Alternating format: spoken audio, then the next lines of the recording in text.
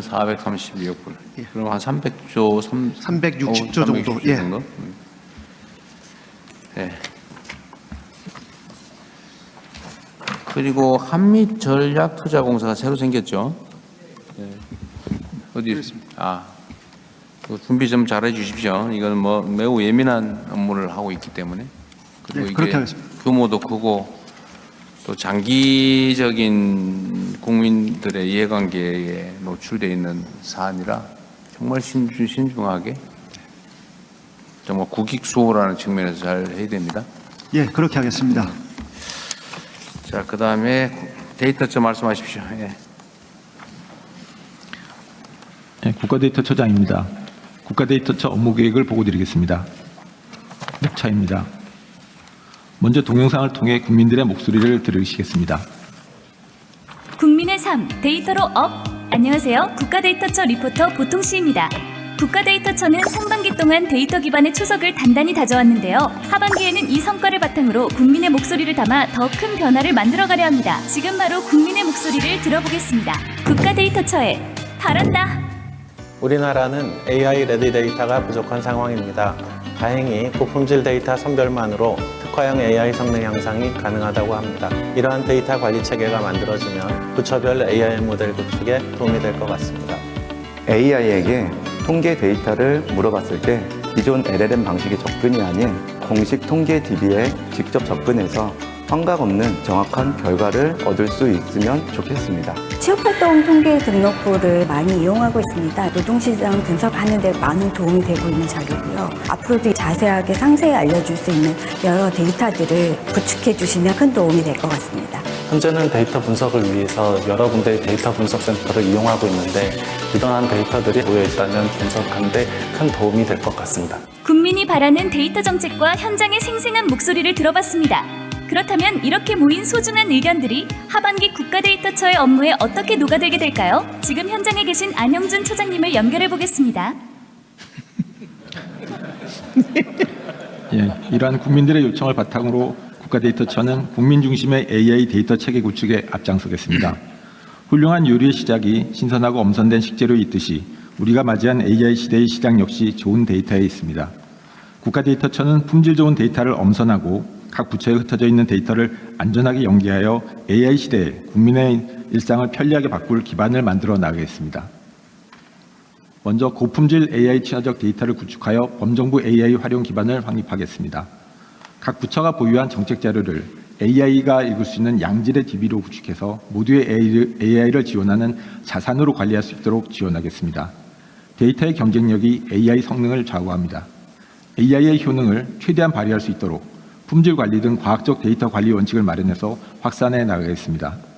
통계를 포함한 수치는 범용 AI가 직접 활용하기에 어려움이 있습니다. AI가 공식 통계 데이터에 기반해 정확하게 답변할 수 있도록 핵심 국가 통계를 대상으로 AI 친화적 메타데이터를 만들어 서비스하겠습니다. 부처 간 장벽을 허물고 흩어져 있는 데이터를 안전하게 연계 활용함으로써 국가 경쟁력 도약의 기반을 만들겠습니다. 국가데이터 기본법 제정을 조속히 완료하여 국가데이터의 연계 활용 활성화를 위한 법적 기반을 만들고 품질 관리 체계도 갖추어 나가겠습니다. 데이터를 물리적으로 한 곳에 모으지 않고도 필요할 때 안전하게 연계 활용할 수 있도록 국가데이터처가 데이터 허브 역할을 하겠습니다. 다양한 데이터 간 연계를 통해서 경제 사회적 현안을 입체적으로 진단하고 과학적이고 실효성 있는 정책 대안을 마련할 수 있도록 지원하겠습니다. 데이터가 안전하게 활용될 수 있도록 암호화된 상태에서 연산이 가능한 동요 암호 등 정보보호 신기술도 도입하겠습니다. 국가 데이터를 국민이 체감하는 서비스와 정책 성과로 연결하겠습니다. AI를 활용하여 계란과 같은 민생 품목의 가격 변동을 실시간으로 파악하고 인구 밀집도 분석을 통해 국민 안전에 기여하도록 하겠습니다. AI를 활용한 기사 팩트체크 시스템을 구축하여 잘못된 통계 인용에 신속히 대응하겠습니다. 진영 지역 균형 성장을 지원하겠습니다. 시도별 지역 투자 동향 지표를 개발하고 지역 단위에서 공공 데이터와 통신 데이터 등 민간 데이터를 결합해 지역 균형 정책을 뒷받침하겠습니다. 생활 인구도 지방 정부별 수요에 맞추어 고도화해 나가겠습니다. 국민 맞춤형 서비스를 실시하겠습니다. 이용자가 일상 언어로 질문하면 AI가 필요한 통계를 찾아서 이해하기 쉽게 설명하는 체계를 갖추겠습니다.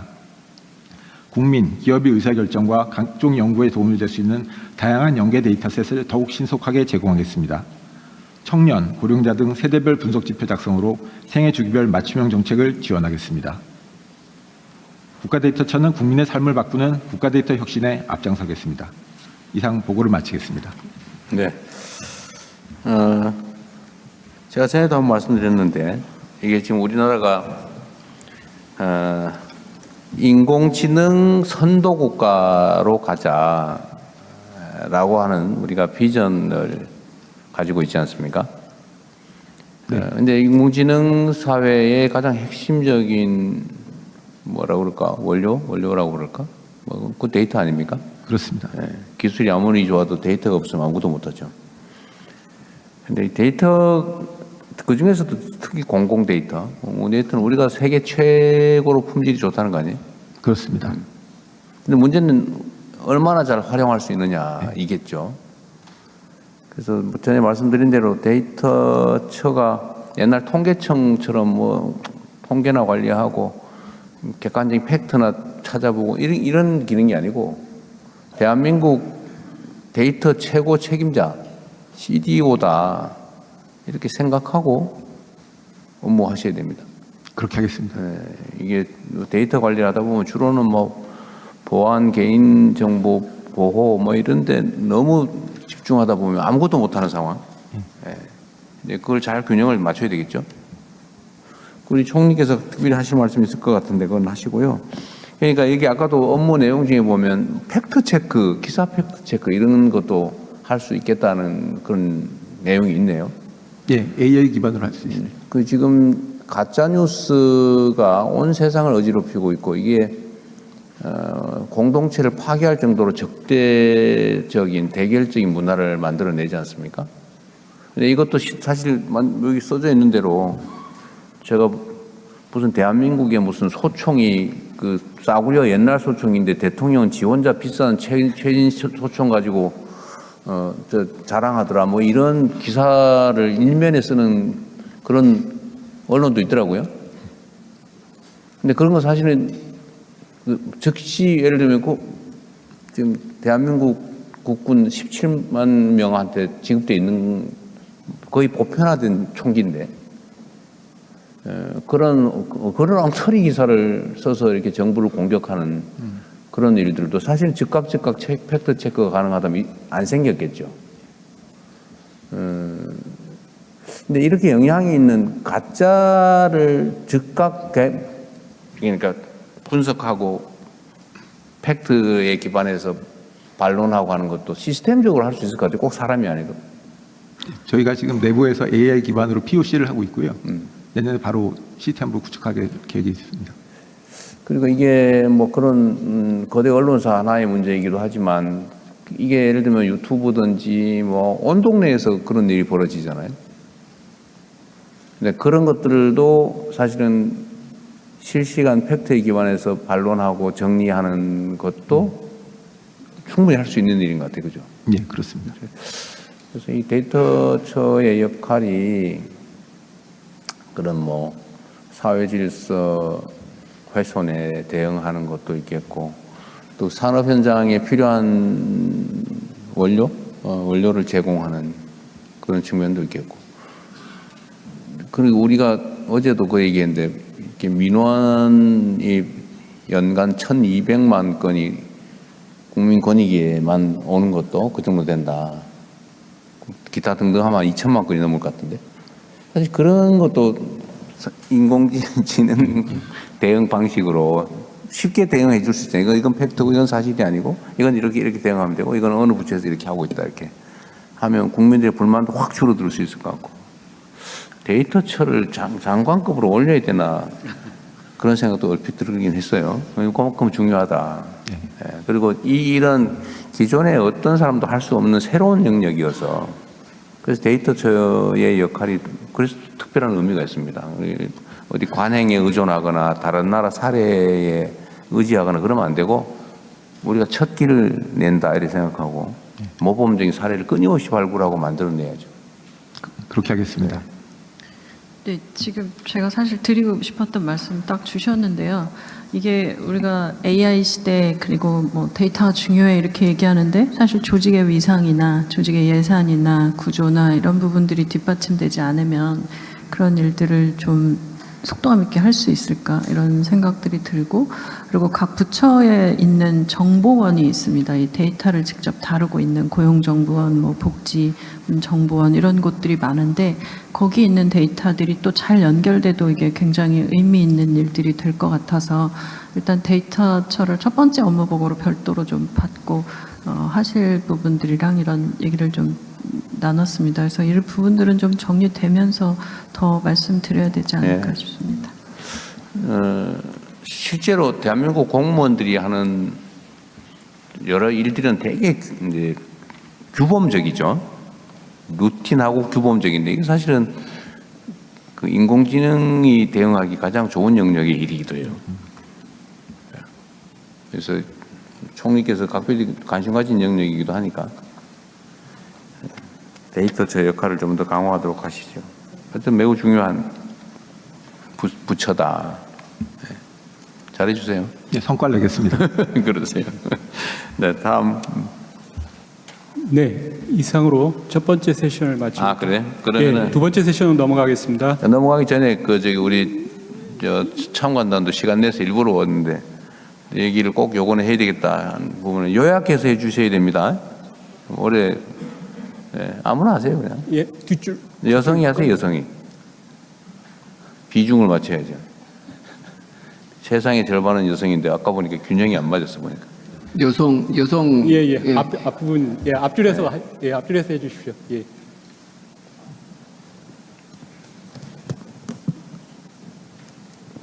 안녕하십니까. 저는 그 25년 동안 현장에서 1만 6천 건의 채무 조정을 해온 금융복지 민생 전문가 송지원입니다. 그거는 다음 사안에 해당되는 것 같은데요. 아, 지금 하면 안 될까요? 네, 나중에 하십시오. 기다리겠습니다. 네, 지금까지 한 거에 대한 의견.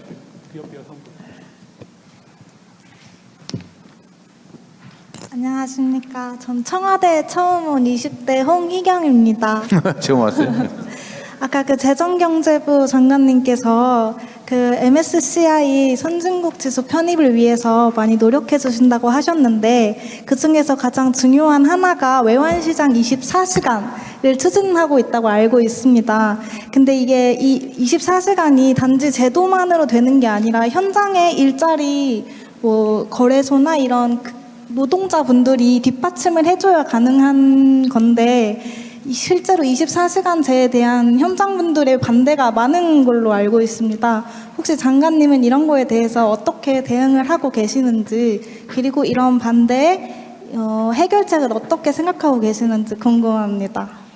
예, 좋은 질문 주셨습니다. 지금 저희들이 그 새벽 2시까지만 하다가 이제 24시간 하다 보면은 하기 싫은 분도 계실 것 같습니다. 그런데 저희들이 금융기관에 협조를 해가지고 최대한 이분들이 쉴 수 있는 쉼터까지도 좀 마련해 달라. 제가 지난번에 그 하나은행 직접 현장에 가가지고 회장님께 좀 편안하게 집에 돌아가기 어려우면 주무시는 장소까지 좀 마련해 달라 이렇게 요청을 드렸습니다. 그래서 저희들이 그 현장을 모니터링해서 현장에서 어려움이 없도록 인력 정원이나 또 그 근무하시는 거 야간에 또 근무를 하시니까 또 싫어하시는 것 같습니다. 야간 쪽에 근무하시는 분들은 특별하게 더 지원을 할 수 있는 방안 협의하도록 하겠습니다. 네, 앞으로 이제 우리 대한민국이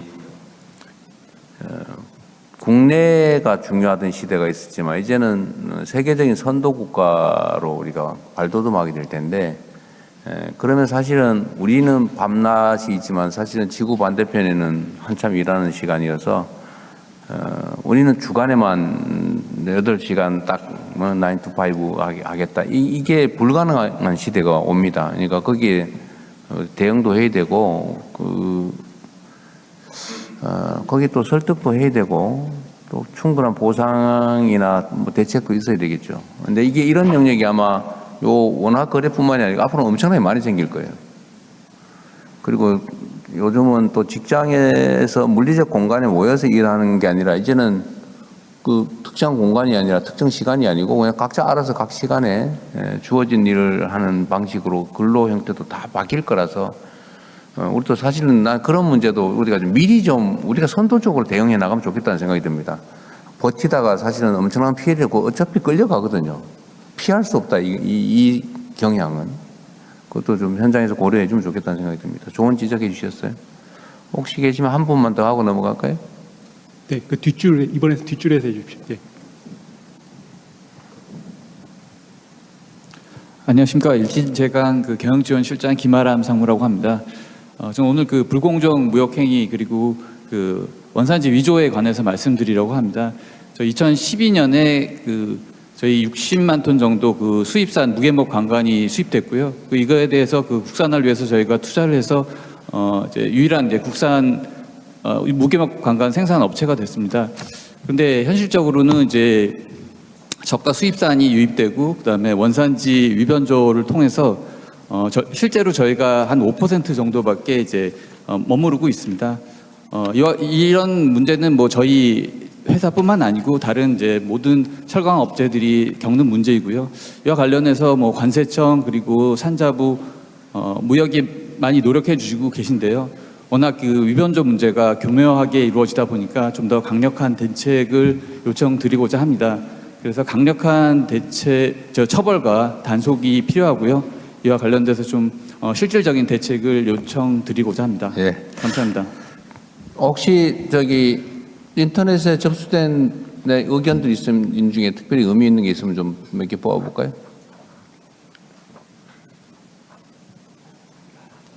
누가 하고 있는데요? 네, 대통령 재경부 기조실장입니다. 네. 인터넷에 올라온 그 의견 두 가지를 소개해드리겠습니다. 첫 번째는 민생물과 관련. 누가 얘기했는지도 알려주세요. 아이디 의견 내셨는지. 누가 의견을 냈는지도 말은 해줘야지. 나중에 준비해서 다시 하십시오. 네. 매우 귀하게 여겨주세요. 그런 의견들을. 자, 다음 진행합시다. 금융위원회부터 할 건가요? 네, 두 번째 세션은 금융위 업무 보고입니다. 예, 금융위원회 대변인입니다. 지금 당초보다 45분 경과돼서요. 네. 빠르게 진행하도록 하겠습니다. 네. 이혁원 금융위원장께서 주요 업무 보고 드리겠습니다. 네, 금융위원회 위원장 이혁원입니다. 지금부터 금융위원회 업무계획 보고 드리겠습니다. 먼저 그동안 금융이 바꾼 국민의 삶과 기업의 미래 짧은 영상으로 함께 보시겠습니다.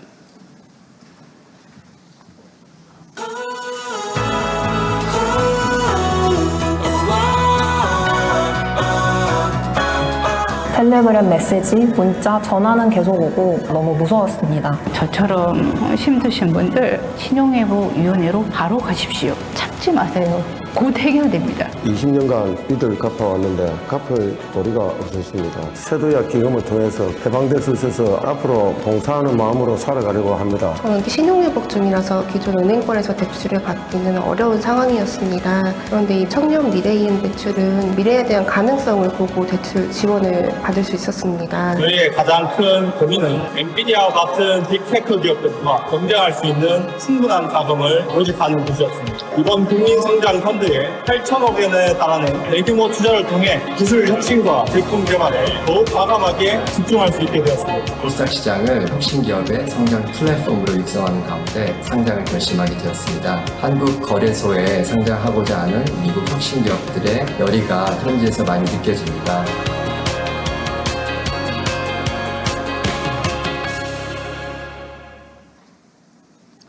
네, 지난해 말 업무보고를 통해 국민께 드린 약속을 지키기 위해 지역과 산업, 정책과 글로벌 현장을 쉼없이 뛰었습니다. 책상 위의 정책이 아니라 국민의 삶에 도움이 되는 정책, 성과로 증명되는 정책을 만들고자 달려왔습니다. 그 결과 금융의 방향은 바뀌었고 변화가 나타나고 있습니다. 자본시장은 만성적 디스카운트의 벽을 깨고 프리미엄 전환의 문을 열었고 자금은 부동산에서 생산적 분야로 이동하기 시작했으며 포용금융은 사람 살리는 금융으로 전환하고 있습니다. 이제 그 변화의 물줄기를 대도약의 동력으로 전환해 대체불가 대한민국 뒷받침하는 금융구조 개혁을 더 강하게, 더 빠르게 본격화하겠습니다. 핵심 방향은 세 가지입니다. 초격차 산업 강국을 선도하는 생산적 금융, 국민의 삶을 지키는 포용적 금융, 시장 안정과 혁신으로 신뢰받는 금융입니다. 먼저 생산적 금융으로 초격차 산업 강국을 향한 도약의 길을 열겠습니다. 금융이 초격차 성장의 선봉에 서겠습니다. 글로벌 기술 패권 전쟁에서 승패를 가르는 것은 얼마나 신속하고 과감하게 대규모 인내 자본을 공급하느냐입니다. 이에 국민성장펀드 규모를 150조 원에서 200조 원 이상으로 확대하고 지원 대상도 우주 등 미래 전략 산업으로 넓히며 지원 방식도 직접 투자를 더 늘리겠습니다. 세상을 바꿀 게임 체인저인 국가 전략 기술에 집중 투자하는 한국전략기술 투자 파트너스를 신설하여 최대 10조 원의 장기 투자 자금을 공급하겠습니다. 성장의 기회는 전국 곳곳으로 넓혀 모두의 성장을 뒷받침하겠습니다. 5극 3특과 연계하여 정책금융의 지방 공급 목표를 164조 원까지 확대하고 지역기업을 우대하는 금융 프로그램을 계속 신설하겠습니다. 민간금융도 지역으로 더 많이 흐르도록 지역 재투자 평가의 실효성을 높이고 정책금융, 대기업, 금융기관이 함께하는 지역 상생 프로그램을 확산하겠습니다. 자본시장은 국민이 성장의 과실을 함께 누릴 수 있도록 체질 개선 노력을 더욱 속도감 있게 추진하겠습니다. 먼저 코스닥 3대 구조 혁신을 통해 혁신기업은 원활히 진입하고 부실기업은 신속히 퇴출하며 우수 일반기업 구분으로 역동성과 경쟁력을 제고하겠습니다. 허위 과장 정보, 핀플루언서 불법행위 등 시장 교란 행위는 엄정 대응하고 결제주기 단축, 공모주 청약증거금 이자 지급 등 투자 과정에서 불합리한 부분은 국민의 눈높이에서 바로잡겠습니다.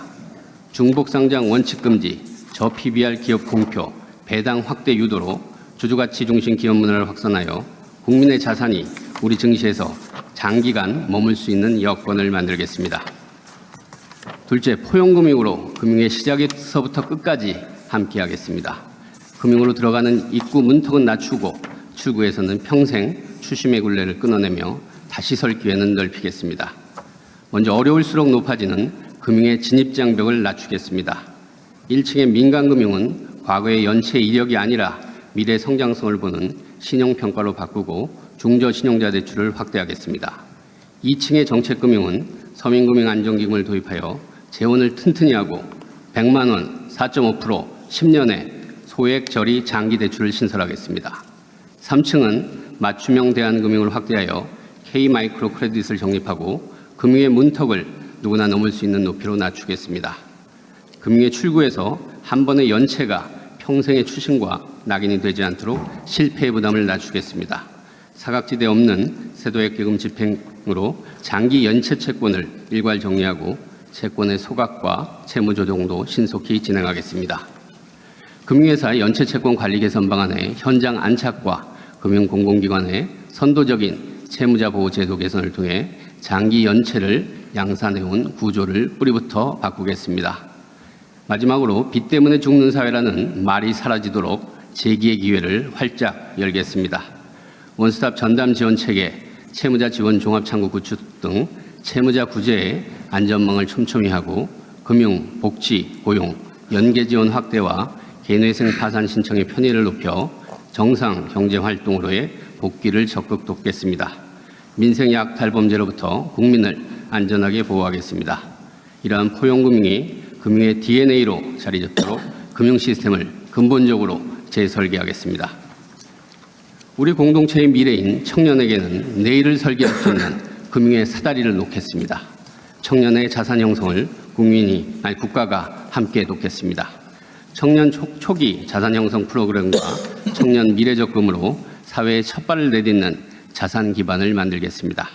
금융교육과 1:1 재무상담도 함께 제공해 스스로 자산을 관리할 역량을 키우겠습니다.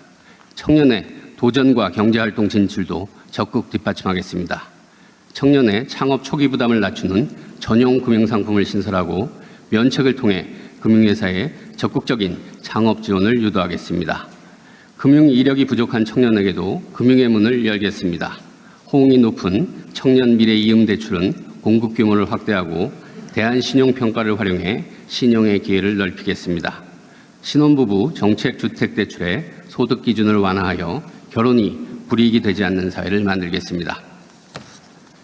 셋째, 금융시장 안정을 굳건히 지키는 가운데 금융권 혁신으로 국민의 신뢰를 쌓겠습니다. 가계부채 총량을 안정적으로 관리하고 고위험 주담대 자본 규제 강화 등을 통해 부동산과 금융의 절연 기조를 이어가겠습니다. 3고에 따른 민생, 실물경제의 어려움에는 정책, 민간금융권이 함께 든든한 방파제가 되겠습니다.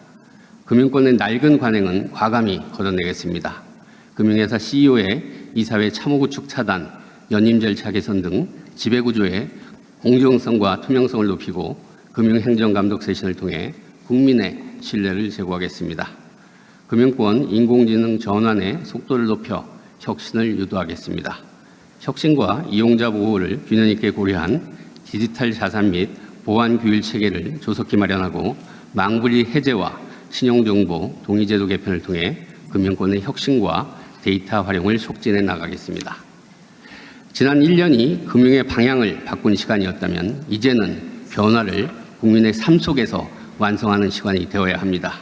이에 금융위원회는 다시 새 출발한다는 각오로 국민 한 분 한 분이 금융이 달라졌다, 내 삶이 나아졌다 체감하실 때까지 개혁과 혁신의 속도를 늦추지 않고 현장의 발걸음은 멈추지 않겠다는 점을 분명히 말씀드리며 이상 보고를 마치겠습니다.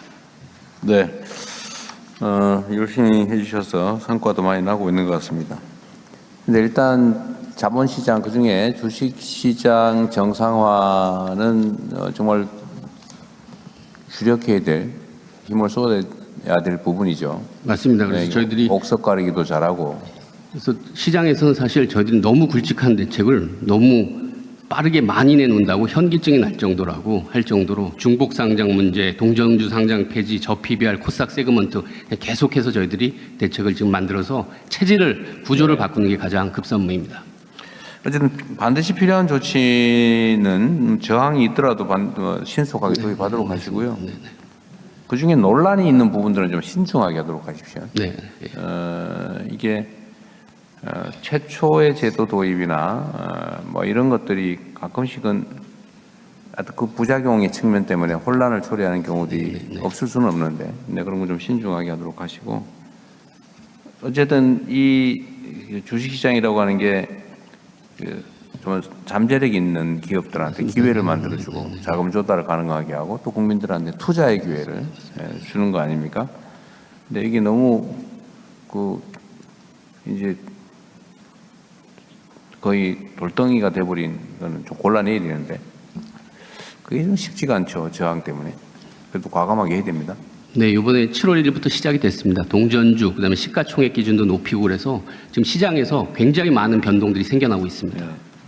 어쨌든 거기에 뭐 우량 기업들은 어차피 뭐 코스피 시장이겠지만 코스닥 시장은 어쨌든 성장할 가능성이 있는 새로운 기업들한테 기회를 주는 거지 않습니까? 맞습니다. 네. 그게 없어져야 말씀하시는 그 공간이 생겨서 혁신적인 기업이 들어갈 수가 있는 거거든요. 네. 그거는 좀 잘 챙겨주시고요. 또 한 가지는 이게 금융이 아까 사람 살리는 금융 그 표현 정말 잘해 주셨는데 사람을 죽이는 금융이 되는 경우가 많잖아요. 저는 금융에 대해서 우리 국민들께서도 약간 오해가 있는데 이상하게 우리나라는 빚을 탕감해 주는 거에 대해서 가혹하리만큼 좀 엄격해요, 그죠? 이것도 일종의 선동에 영향을 받은 측면도 있는데 도덕적 해이라고 하는 게 필요한 좋은 말이긴 한데 연체 채무자들의 연체 채무를 정리하는 거를 가지고 그럼 누가 성실히 빚을 갚겠냐라고 지적을 하는 경우가 매우 많아서 연체 채무 탕감에 대해서 매우 소극적인 게 사실이거든요. 그런데 이 아주 단순하게 생각을 하면 이 예를 들면 5년, 10년 된 장기 연체 채무를 정리를 하는 것은 사실 서구 사회는 아주 기본적인 거잖아요. 그게 꼭 장기가 아니더라도 내가 빚을 졌는데 갚을 능력이 없다. 그러면 사실은 파산하고 면책하고 다시 재출발할 해주는 게 사회적으로도 도움이 되고 당사자한테도 도움이 되고 채권자도 사실 그 정리해버리는 게 좋기 때문에 다른 나라에서는 소위 선진국들에서는 이게 아주 일상적으로 편하게 빠르게 이루어지고 있는데 우리나라는 그거 너무 어려워요. 그래서 결국은 뭐 5년, 10년, 15년 되고 뭐 저 원금 빌린 게 1,000만 원인데 막 늘어나가지고 5천만 원 돼서 평생 빚쟁이 돼가지고 그러다가 결국은 애들 끌어안고 극단적 결정을 해버리고 막 이러지 않습니까? 근데 이게 사회적으로 보면 이 도덕적 해이도 아니고 누가 돈 몇천만 원 때문에 신용불량 돼가지고 취직도 못하고 예금 계좌도 개설 못하고 그러고 살겠어요. 집도 못 얻고 맨날 압류당하고 그러면서 내가 내 7년 버텨가지고 원리금 탕감받아야지 이렇게만 먹고 능력이 있는데 막 신용불량 돼가지고 취직도 못하고 계좌 개설도 못하면서 7년 버티는 그런 사람이 어디 있어요. 그게 더 손해인데. 이거를 이 현실을 인정을 하고 사실 갚을 수 없는 사람 빨리 탕감을 해줘 버려야 그 사람이 정상 경제 활동을 하고 그래야 사회 전체적으로 경제가 정상적으로 잘 돌아가잖아요. 이게 사회적으로 필요한 일이란 말이에요. 근데 이거를 꼭 이상한 소리 하는 사람들이 있단 말이에요. 도덕적 해이를 유발한다는 무슨 그러면 제대로 갚은 사람은 뭐냐 그래서 괜히 진짜 정상적으로 갚은 사람들한테 이렇게 그 억울한 생각 갖게 만들고 이런 무책임한 선동들이 가끔씩 이루어지지 않습니까? 그럼에도 불구하고 필요한 일을 해야 돼요. 우리가 비난이나 아니면 선동 때문에 공격당한다고 할 일을 안 해버리면 사회가 어떻게 되겠어요?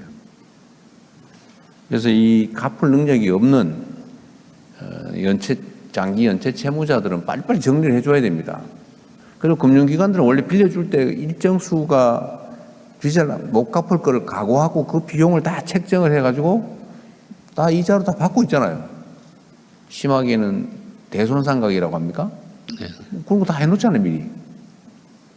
그래서 손해도 아닌 거죠, 이게 정리하는 게.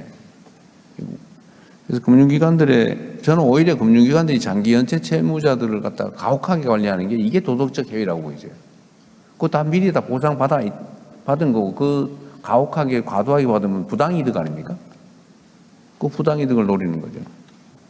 그래서 이 갚을 수 없는 빚 때문에 사람이 죽거나 아니면 사회로부터 격리돼서 경제활동을 못하고 결국 사회 공동체 전체가 손해를 보는 그런 일이 없어야 돼요. 위원장께서 과감하게 해야 됩니다. 네네. 이런저런 얘기할 때 필요하면 제도도 만드시고요. 그것도 설득도 하고. 맞습니다. 그럼 말씀 주신 대로 사실 가장 대표적인 사례가 그때 상록수 네. 유동화 회사. 근데 그걸 금융회사 대표들, 주주로 있는 대표들한테 물어보면 자기들이 그게 있는지조차도 자기들은 몰랐다는 겁니다. 근데 거기에 수십만 명이 고통받고 있었잖아요. 네, 근데 그걸 주요 관리하는 회사는 거기에 이해관계가 있지만 그 정도로 이게 말씀하신 도덕적 해이랑 연결되는 문제가 아니라 관심과 관리의 문제여갖고요. 이 자체를 내재적으로 그 시스템 내에서 할 수 있도록 저희들이 여러 가지 그 내재화할 수 있는 그런 시스템 쪽으로 아예 바꿔가고 있습니다.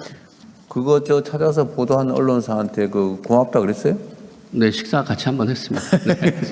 그 이후로 식사만 가지고 되겠어요. 근데 그 이후로 다른 신문사들도 계속 그런 추적해갖고요. 네. 계속 많이 생기는데 말씀하신 대로 그게 저희들한테는 보고입니다. 그런 거 주시면 저희들이 계속해서 해결해 나가겠습니다. 보상 확실하게 하세요. 네, 알겠습니다. 네. 그리고 네, 됐습니다. 혹시 뭐 총리님 하실 말씀 있으면 하시고 넘어가면 좋겠네요. 없어요? 네. 저 아까 송지원님 아까 발언 기회 말씀하신 받으셨는데요. 하십시오. 요거 말씀하시고 기획예산처 세션으로 넘어가겠습니다. 다시 말씀드리겠습니다. 요약해서 해주세요. 네. 6월 2일 날 국무회의에서 대통령께서 금융당국에 당부하신 두 가지가 있었습니다. 취약 채무자를 추가로 찾아낼 것과 채무조정 홍보를 강화할 것에 대해 현장형 실행안을 제안드리겠습니다. 정부와 지자체 홈페이지에 24시간 익명으로 이용할 수 있는 채무위기 자가진단 창구를 만들어 주십시오. 행정정보에 잡히지 않는 취약 채무자를 추가로 찾아내고 자신에게 맞는 채무조정제도와 공공상담기관까지 연결하는 모두의 금융회복입니다. 어제 금융위원회가 발표한 경제적 위기자 자살 예방 대책의 방향에 공감합니다. 신용회복위원회를 중심으로 채무조정과 개인회생 파산, 금융복지고용 지원을 종합적으로 연계하고 금융 비금융 데이터로 위기자를 발굴하는 것은 꼭 필요한 정책입니다. 저도 금융위 발표 이전에 거주 자치구의 채무위기 자가진단과 공공상담 연결 체계를 제안했습니다. 채무조정뿐 아니라 법률 지원 복지, 일자리, 정신건강, 불법 사금융과 불법 추심 피해 예방까지 한 흐름으로 연결하는 방안입니다. 네. 다만 현장에는 데이터만으로는 찾기 어려운 위기자가 많습니다. 겉으로는 정상 상환 중이지만 카드 돌려막기, 가족 지인 차용하고 보험 적금을 해약하거나 임대 보증금을 소진하면서까지 버티면서 이미 상환 능력과 가계의 안전망이 무너진 분들입니다. 이제 조금만 짧게 네. 부탁드릴게요. 네, 나중에 세부적인 거는 문서로 관련해서 좀 내세요. 좀 자세한 내용은 오늘 정책 제안서로 제출하도록 하겠습니다. 문서로 내시고 앞으로 말씀하시면 핵심 요지만 하시고 세부적인 거는 문서로 내시면 각 부처에서 참고하도록 하시죠. 서민금융진흥원은 어디 계세요? 서민금융진흥원장. 있습니다. 아 그래요? 네. 네. 네, 서민금융진흥원장 그럼 김은경입니다. 뭐 특별히 문제 있어. 여기가 어쨌든 사람 살리는 금융의 핵심적인 역할을 해줘야 되는데. 네. 여기 지금 사람 살리는 금융 배지를 저희들이 만들어서 그래서요? 예, 지금 하트 모양으로 사람을 살리자 해서 챌린지를 할 예정이고요. 아까 그거 말씀하신 건 이미 시행하고 있습니다. 그래서 저희들이 서민금융진흥통합지원센터를 통해서 정책 자금하고 채무 조정을 하면서 동시에 네. 복지를 다 연계하고 고용도 연계하고 그리고 그 연계가 잘 되었는지 사후 전화까지 하고 있으니까 그거는 이미 제도화되어 있습니다. 네. 여기는 인력이 몇 명이나 됩니까? 저희가 서민금융진흥원은 382명이고요. 389명이고요. 신용회복위원회는 583명인데요. 그게 정원이고 현원은 그거보다 100명이 적습니다. 신용회복위원회도 서민금융진흥원이 관할하고 있어요? 서로 따로따로입니다. 제가 겸임하고 있습니다. 겸임을 해요? 예, 그게 이제 서민금융진흥원은 햇살론과 같은 정책 자금을 해주는 것이고 최근에 했던 청년 미래적금도 저희들의 관할이었고요. 네. 신용회복위원회는 사전 채무조정, 신속채무조정 개인 워크아웃을 하고 있습니다. 알겠습니다. 자, 신용보증기금 어디 계세요? 그러시구나. 여기는 뭐 특별한 현안이 있나요? 네, 특별한 건 없습니다. 그럼 보통의 것은 있어요? 네. 어쨌든 소관 업무를 충실하게 잘해 주시기 바랍니다. 네, 알겠습니다. 신용보증기금이 이게 보증을 했다가 나중에 보증 사고가 나면은 이제 대입 면제 대지급하고 네. 그 손실 규모가 뭐 늘어나거나 줄거나 뭐 그런 상황은 좀 어때요? 손실 규모는 저희가 한 2.3조 원 정도. 저번에 저거 때문에 코로나 때문에 부실 규모가 확 늘어났을 텐데 맞습니다. 그 이후 좀 어떻게 됐어요? 대입 면제를 이제 저희가 하고 나서 저희가 코로나 이후에 만기 연장하고 상환 유예를 좀 해줬습니다. 네. 그게 계속 24년부터 연장되고 와 있죠. 나타나면서 네. 이제 상환 유예가 끝나면서 손실 구조가 좀 늘어났고요. 지금은 전체적으로 부실률이 3.7% 정도 수준을 유지하고 있습니다. 그러면은 혹시 뭐 이 신용보증기금에 막 구조적인 심각한 문제가 발생하거나 그러지는 않습니까? 전혀 없습니다. 전혀 없어요? 네. 너무 자신감 넘치시는데. 알겠습니다. 네. 다행이네요. 네. 자, 예금보험공사는 이게 지금 금융기관들 사고 나면 뒤처리하는 데죠? 예, 그렇습니다. 지금 좀 어떻습니까? 네? 지금 현재는 특별히 문제가 되는 것 같지는 않은데. 지금은 요즘은 뭐 국내 금융시장이 워낙 좋아서 특별한 문제는 없고 현재 지난번에도 말씀드린 그 예별 손해보험 매각 작업이 현재 진행 중인데 그 부분이 올해 말까지 잘 정리되면은 그 외에 다른 거는 없을 것으로 생각하고 있습니다. 네, 특별히 문제가 뭐 없는 모양이네. 자, 중소기업은행 어디 있어요? 중소기업은행은 지금 상황이 좀 어떻습니까? 이제 포괄적으로? 지난해랑 크게 다르지는 않고요. 지금 최근에 이제 고물가 고금리 때문에 부도율이 약간 연체율이 다소 좀 올라가는 추세에 있습니다. 그렇지만 크게 심각한 상황은 아니고요. 예, 견딜 수 있는 체력은 되고 있습니다. 지금 이제 첨단 기술 기업 중심으로 경기 회복이 되고 있는 상황으로 보여지는데 그 중에 이제 예를 들면 뭐 K뷰티나 이런 건 좀 다르긴 하지만 근데 대체적으로 중소기업들 상황이 좀 어려워지고 있는 거죠 평균적으로. 예, 지금 그 첨단 산업 쪽이나 전략 산업 쪽은 시중은행들도 열심히 지원을 하고 있어서 유동성이나 지원에 지금은 굉장히 좋은 상황이고요. 그래요. 사실 시중은행들이 좀 기피하는 소상공인들 예, 이런 쪽에 저희가 좀 타행들하고 달리 그쪽 부분에 좀 집중하고 있습니다. 중소기업은행이 소상공인까지 관할을 하고 있는 거예요? 예, 소상공인은 저희가 제일 많이 하고 있습니다. 지금 한 24조 정도 되니까요. 정책 자금 말고 일반 대출? 예, 일반 자금 대출하고 있습니다. 근데 그게 위기 상황으로 치닫거나 그러지는 않나 보군요, 아직. 요즘 좀 어려운 상황이어서 금융위하고 이제 협의해서 좀 더 시중은행들은 이제 수익 지향적이기 때문에 좀 기피하는 쪽이기 때문에 저희가 좀 더 지원 프로그램을 만들어서 지원하고 있습니다. 총리님 아무 때나 필요하면 얘기하십시오. 네. 한국산업은행. 예, 여기 있습니다. 산업은행하고 중소기업은행은 왜 자리가 달라요? 잘 모르겠습니다. 산업은행이 규모가 더 커서 그런가? 설립 연도 뭐 그런 기준이 있습니다. 나름의 서열이 있는 것 같더라고요. 역사가 역사가 있어서. 예, 워낙 법에 나이나 이런 걸로 한 건 아니죠. 그건 아니고 아마 설립 연도나 그런 걸로 했을 겁니다. 산업은행 상황은 어떻습니까? 좀 국민성장 펀드가 이제 중심으로 운영되고 있는데 지금 차질 없이 진도가 나가고 있고 더 속도를 내려고 지금 애를 쓰고 있습니다. 그리고 지금 전통 산업이 약간은 좀 어려운 부분이 좀 있는데 그 부분을 이제 빨리 AX 전환해서 생산 원가를 낮추는 게 이제 관건일 것 같습니다. 지금 그렇지 않아도 이제 정부 정책이 생산금융을 워낙 이제 확대하고 하다 보니까 특히 첨단 산업 쪽에 가까운 쪽들은 굉장히 분위기가 좋고 전통 산업 쪽이 좀 어려워서 각별히 신경을 쓰고 있습니다. 전통 산업이라고 하면은 화학, 철강 이런 데 말하는 건가요? 네, 그렇습니다. 산업은행은 원래 큰 덩치를 감당하죠? 주로 중견 이상으로 대기업 커버합니다. 예.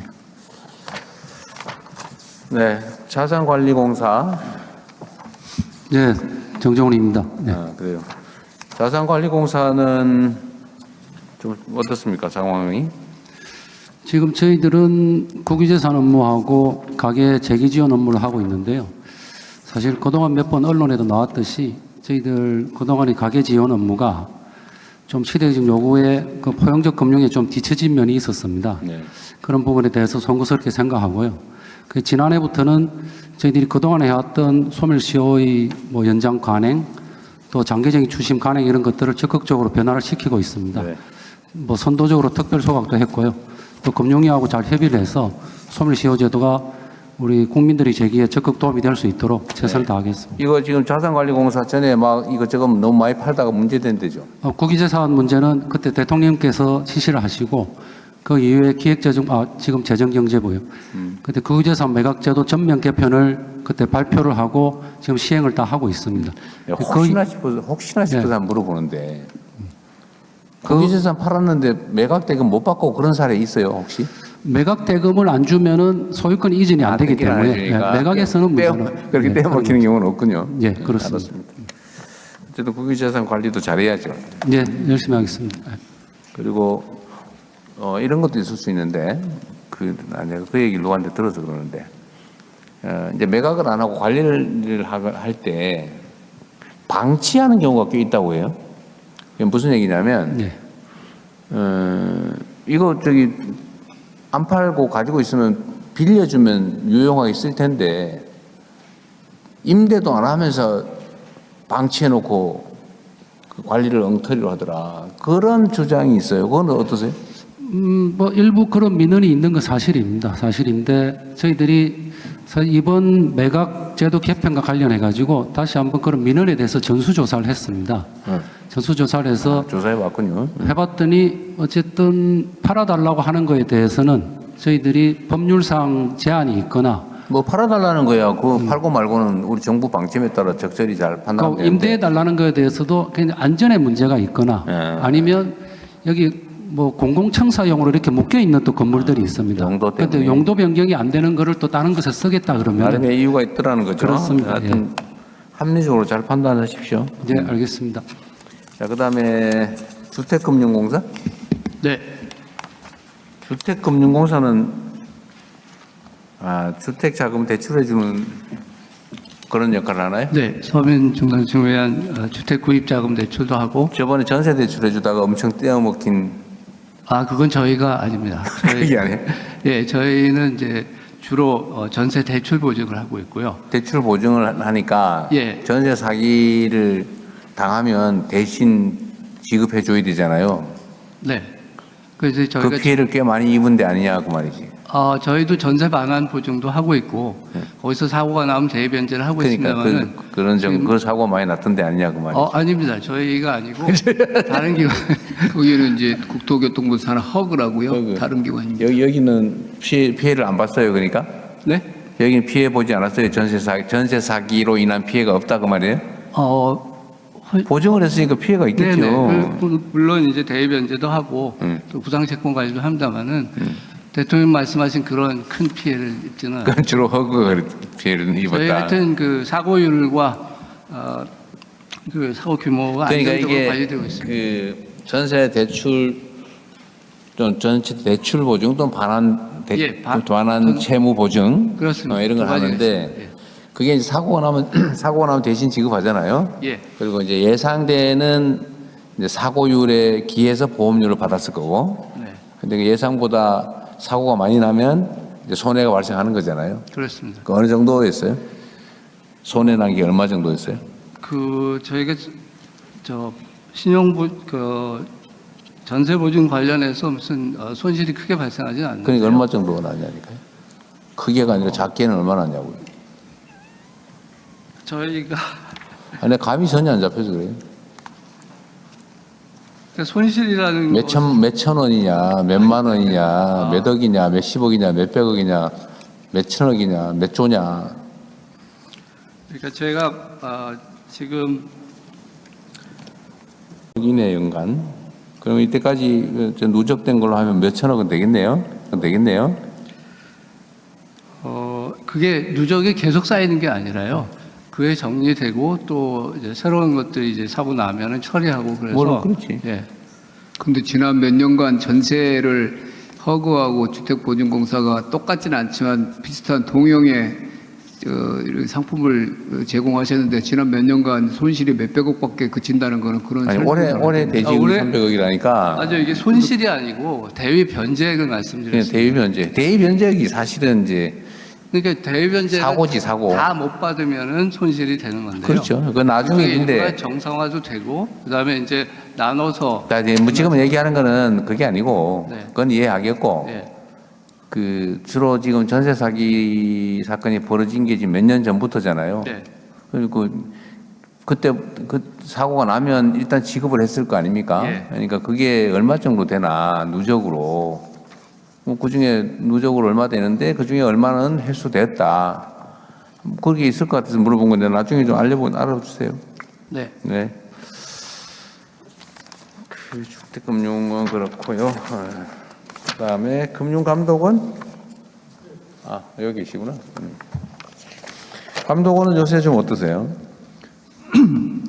일단 기본적으로 저희가 해야 될 그 금융시장의 안정성이나 건전성과 관련된 부분 기본 임무를 지금 수행하고 있고요.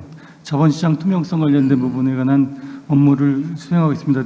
특히 이제 금융위와 원팀이 돼가지고 생산적 금융과 포용 금융을 지원하는 그런 일상적인 업무를 하는데 특히 요즘 같은 경우에는 보험 사기나 그 자본시장 범죄들 관련돼서 단속이나 이걸 관리를 위해서 이 부분에 집중적으로 업무를 추진하고 있습니다. 보험 사기도 여기서 관리해요? 네. 자본시장, 보험 사기, 보험 여기서 관리하고. 얼마 전에 보니까 뉴스 보니까 무슨 한약 그 보험 사기 그 그건 혹시 금융감독원이 고발하거나 그런 거예요? 네, 저희가 전반적으로 지원하고 있습니다. 아, 그래요? 네. 보험회사들이 고발을 했던데. 네, 보험회사 쪽에서 정보나 이런 것들을 저희가 정리해서 수사기관에 정보를 제공하고 있습니다. 아, 그랬어요? 그 다음에 최근에 그 삼성 하이닉스 ETF 때문에 많이 당하고 계신 모양인데? 네, 아닙니다. 시장 관리자로서 저희 책임이 있어서 그 책임을 달게 받고 있습니다. 네. 자, 한국거래소. 있습니다. 여기도 ETF 때문에 시끄럽죠? 예, 그렇습니다. 보안 대책을 잘 신속하게 마련하도록 하시고요. 예, 그렇게 하겠습니다. 하여튼 자본시장 정상화, 선진화 문제는 중요한 과제니까 잘 챙겨보십시오. 네, 총리님 다른 얘기 없으면 기획 예산처럼 넘어갈까요? 네. 예, 이상 두 번째 세션을 마치겠습니다. 안녕하십니까? 세 번째 세션